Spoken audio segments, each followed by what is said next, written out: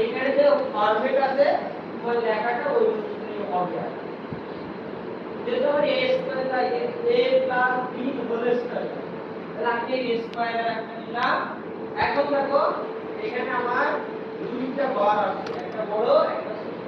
আমি বড় করে ক্লিক করলাম খাদ্যটাকে a প্লাস b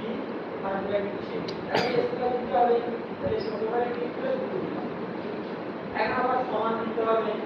সমান দিতে হবে আমাদের এই ইকুয়েশন দেখো স্যাম্পল নামে একটা জায়গা এই স্যাম্পলের ভিতরে সমান সমান সমান এবার a স্কয়ার দিতে হবে তাহলে আবার এইটা লিখলাম a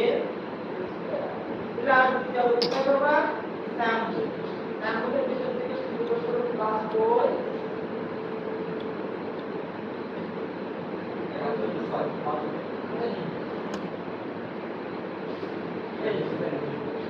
তাহলে প্লাস b হলে তাহলে স্কয়ার প্লাস 2ab তারপরে প্লাস কি করতে দিল হয় সমস্যা নেই b স্কয়ার এটা দিলাম এখানে দিলাম এর বাইরে কি করে